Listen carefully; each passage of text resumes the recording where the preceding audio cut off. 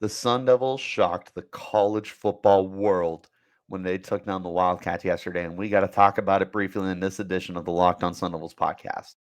Are Locked On Sun Devils, your daily podcast on the Arizona State Sun Devils, part of the Locked On Podcast Network, your team every day.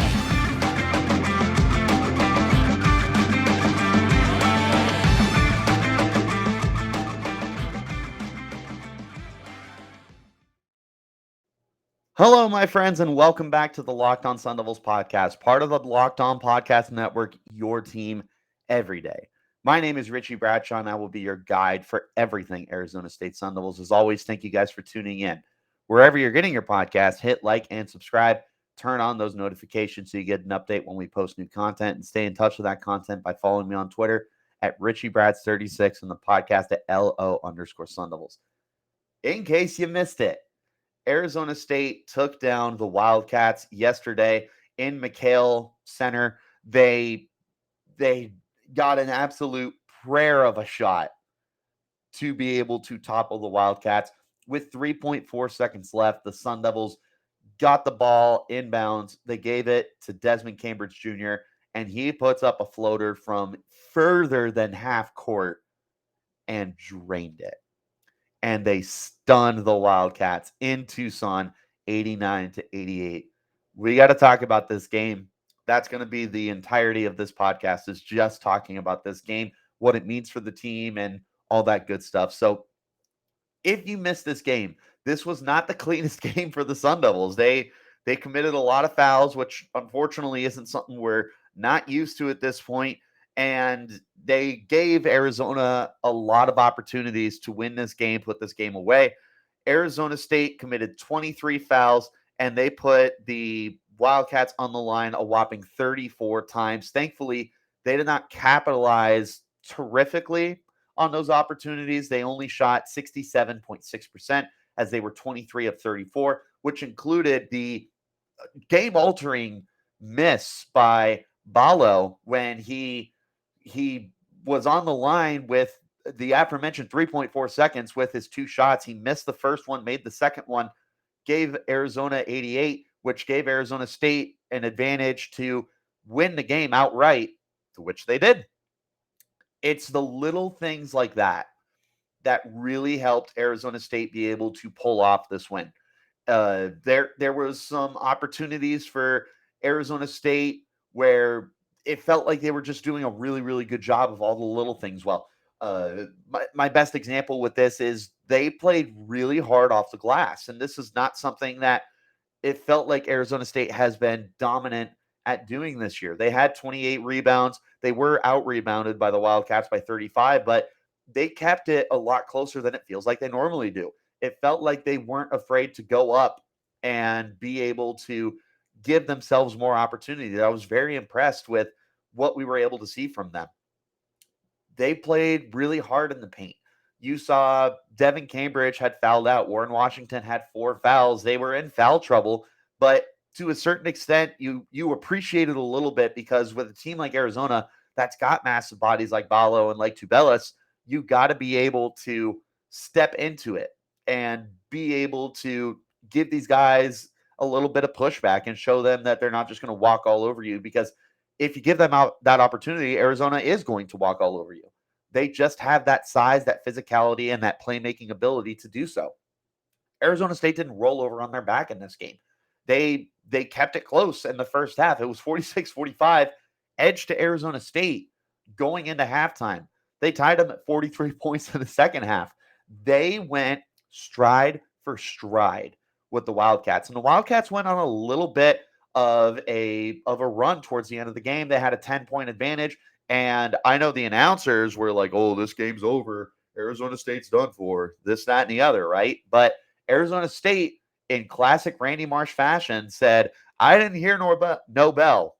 I didn't hear no bell." And they fought hard, and they went down all the way to the final buzz and won the game. I mean, it was phenomenal to see the way that Arizona State played this game. It's perhaps the best game that they played this year as a team. Offensively, absolutely one of the best games they played. 89 points is way up there for the team. I believe it's the second or the third highest output for them this year.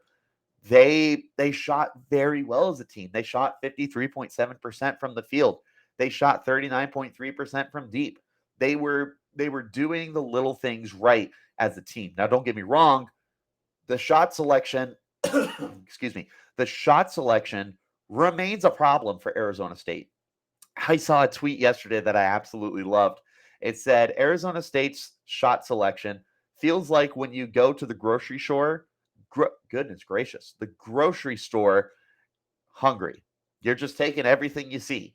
You're not really thinking about it. You're like, oh, zebra cakes look good. Let me get zebra cakes. Oh, Hostess cupcakes and Twinkies. And oh, look at this. The local grocery store has a sale on their sugar cookies. Like it's one of those things where Arizona State just feels like they rush themselves sometimes. And some of their most important players feel most guilty about that. Funny enough, Desmond Cambridge was one of those guys who it feels like there's times where there's not a shot he doesn't love. This was something that Des actually brought up last week heading into this game, is that he wants to be able to slow down and be able to take better shots and stuff like that. So for Arizona State, they just got to be able to make sure that they're doing that moving forward, because there's some games where that bites them in the butt. In this game, it was no different. There were some shots that just weren't there for Arizona State. But granted, there were also some shots that were absolutely on the table for them. Prior to putting Ballo on the line, Des Cambridge had a really good look for a 3-point and just missed it. And it was really unfortunate because that would have put Arizona State ahead. It would have put them ahead 89-87.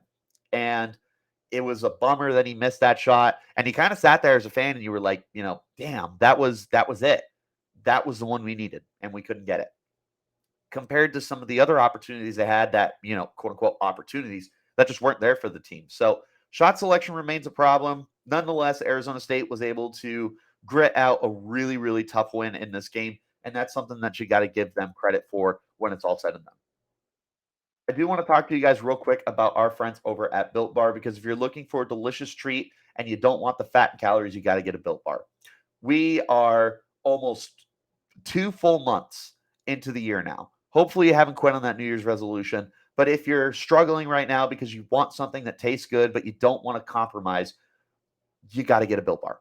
With Built Bar, healthy is tasty. They're good for you. You won't think they're good for you because, well, for starters, they are covered in 100% real chocolate. They come in unbelievable flavors like churro, peanut butter brownie, and coconut almond. I'm not sure how they do it, but these bars taste like a candy bar while maintaining amazing macros. They're healthy too, with only 130 calories and 4 grams of sugar, but a whopping 17 grams of protein. You don't even have to wait around for a box anymore. We've been talking for a long time about ordering your Built Bars at Built.com, but now you can get them at your local Walmart or Sam's Club. If you head to Walmart today, go to the pharmacy section and get yourself a box. You can get a four-bar box of cookies and cream, double chocolate, or coconut puffs. Or if you're closer to Sam's Club, you can go in and get a 13-bar box with our hit flavors, brownie batter, and churro. You can thank me later. Get yourself a great tasting protein bar. Get yourself a Built Bar. Before we end this podcast, I do want to talk about what this means for the Sun Devils moving forward. Arizona State is a team that was very much fringe when it came to making the bracket, making the NCAA tournament. They needed that marquee win. They needed something to separate them from the rest of the fringe guys. They had some quality wins this year. They beat Michigan early in the year. They beat Creighton earlier in the year. They were very close with UCLA and Arizona. They had some quality games in there. Unfortunately for them, they had just hit a really bad skid. They had a 4-game losing streak, and they felt like the season was starting to get derailed for them. It felt like this was going to be another year of Arizona State not making the tournament. And it was very frustrating because Arizona State had been playing such good basketball for the majority of the year. But when it mattered most, they were able to pull out this win. Heading into February 16th, they had 5 games remaining. They had their final 2 home games against Colorado and Utah, they had Arizona next Thursday, this Thursday, I should say. They have number 4 UCLA, and then this Saturday they have USC. With those 5 games, I said you needed to find a way to win 3 of them, which was basically saying you needed to either beat the 3 teams that weren't ranked, Colorado, Utah, USC, and keep it close with the 2 ranked teams, or you needed one of those surprising wins. You lost to Colorado at the gate, and it was like, crap, this might not be it. They beat Utah. It was a good game. At that point, you said to yourself, you got to find a way to pull off an upset here because you need to win. You need to win 3 of your last 5 if you want a shot. Well, they beat U of A. They beat Arizona. They beat them in Tucson. They looked really good offensively, and they looked like a team that you want to watch in the tournament because they did it on national television. They did it on CBS. This was not a Pac-12 network game. This was not a Bally Sports game. This was a massive opportunity for Arizona State to get the attention of everyone. And get their attention they did, because not only was that buzzer beater probably the top play on SportsCenter and will be one of the best shots for the entirety of the college basketball season, but this was one of those games that people were watching, not even for Arizona State, but for Arizona to see if they truly deserved a number 1 seed because they were kind of fighting for that opportunity. Well, no longer. No number 1 seed for Arizona. Sucks to be you guys. And Arizona State, meanwhile, is able to place themselves in legitimate conversation to make the tournament. This is exactly what they needed. So you have 2 games left. You've got number 4 UCLA and you've got USC. 2 games left to be able to make a push for yourself and to be able to make it so that the bracket makers get you guys in. You've got that marquee win at the right time. This is what you needed. Hopefully, you can continue to capitalize on this and maybe make it a close game with UCLA and then beat USC. You do that, I feel like it's going to be really tough to leave them out of the tournament. If you beat UCLA too, yeah, they're locks at that point. There's just no way you can keep them out. That's where we stand. Before we go, Arizona fans, thank you guys for tuning in to the Locked On Sun Devils podcast because I know you're there. You guys come on to all my podcasts when I talk about Arizona. So thank you guys for tuning in. I appreciate it. But more importantly, thank you to the Sun Devil fans for tuning in. Continue supporting our team, guys. They need it now more than ever. That wraps it up for this edition of the podcast. Until next time, though, you keep it locked right here on Locked